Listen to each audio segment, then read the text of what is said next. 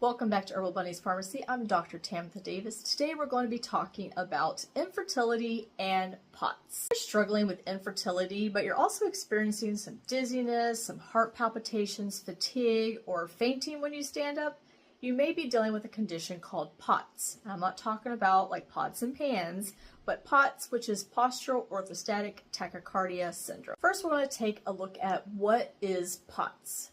POTS is a dysautonomia, and it's a dysfunction in your autonomic nervous system. It's the part of your body that controls things like your heart rate, your blood pressure, digestive system, and your body temperature. People who have POTS, when they stand up, their heart rate can spike drastically, and usually this is about 30 beats per minute once you stand up for about a minute. So you can actually test that. If you feel like you may have POTS, you can do a simple home test by checking your heart rate when you're sitting at rest, and then when you stand up, wait about a minute, and if your heartbeat is 30 beats per minute, more than what it is when you're sitting by just standing still, then you may want to get checked out. But what a lot of people don't really talk about is the connection that POTS have with infertility. POTS can wreak havoc on your hormones, make it incredibly difficult to conceive or maintain a pregnancy. Poor circulation. So if you're not having a good steady heart rate, you can have poor circulation, blood flow going to your ovaries and your uterus. The blood flow isn't circulating effectively, which can lead to poor egg quality, ovulation, and your uterine lining health. A stress hormone imbalance. Women who have POTS often have higher cortisol, low blood volume, and adrenal dysfunction. So the high cortisol steals resources from your progesterone and your other sex hormone production. Nutrient malabsorption. Many women who have POTS also have a lot of gut issues, poor digestion, or gastroparesis, which can lead to nutrient deficiencies, particularly iron, B12, magnesium. And much of these vitamins and minerals are crucial for hormone production and your egg quality. Inflammation and autoimmunity. Although studies have suggested that POTS is not actually an autoimmune disease, by triggering an autoimmune conditions like lupus or MCAS or thyroid diseases, which can impact your fertility. You may have hormone disruptions. So many people who suffer from POTS have irregular periods, they're not ovulating properly, and this is due to the disruption of the hypothalamus, your pituitary ovary connection. Let's take a look at some symptoms of POTS. As mentioned before, you may experience heart palpitations or your heart racing when you stand up, feeling dizzy or faint, chronic fatigue, bloating or nausea, irregular periods or missed ovulation,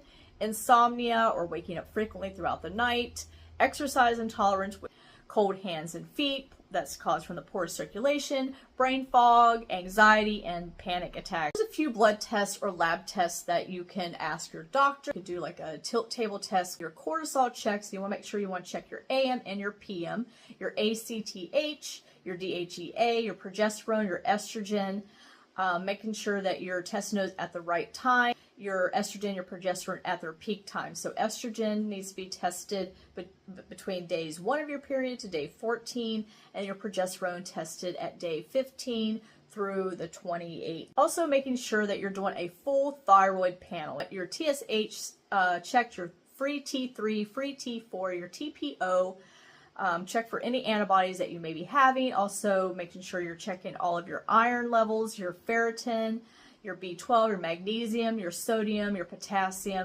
your ANA, your CRP, your ESR, making sure there's no other autoimmune antibodies that are present. You want to also check for your blood volume. I believe it's called aldosterone, and your renin, I think it's RENIN. Now let's talk about some natural remedies that will help you with your POTS and fertility. When I became pregnant for the very first time at the age of 43, one of my main concerns was, how am I going to be able to carry this baby? But this is what I did to help my body to support it carrying through the pregnancy. I want to make sure that we're increasing our blood volume and our electrolytes. So I was drinking half of my body weight in ounces of water, but I would not just drink just plain pure water. I made sure that there was electrolytes added to support your adrenal glands and to help your body lower the cortisol. Adaptogens like ashwagandha, rhodiola, lemon balm, and holy basil. Taking time out for yourself, doing some deep breathing, some yoga, light movement. I want to prioritize rest, making sure that we're getting between 7 to 9 hours of sleep each night.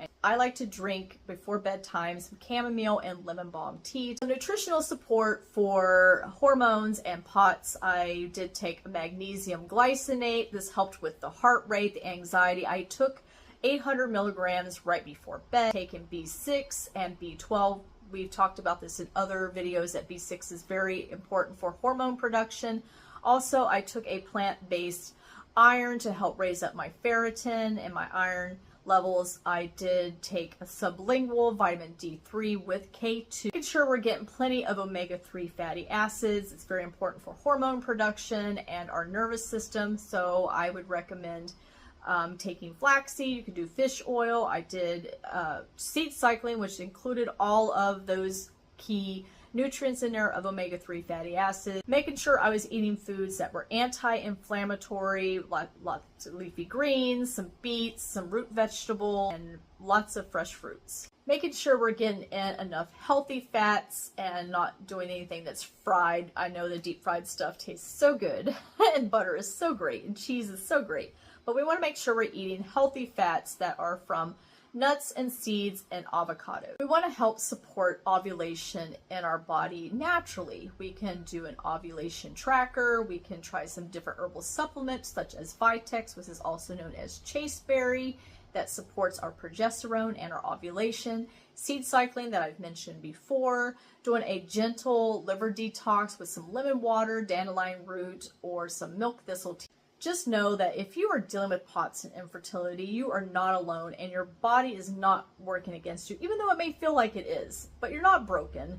And I know it can be discouraging at times, but you can restore balance by doing simple, natural things to ourselves in our lifestyle and making sure that we're taking care of us. Hopefully you guys found this information valuable to you, and if you guys have any questions, please leave a comment.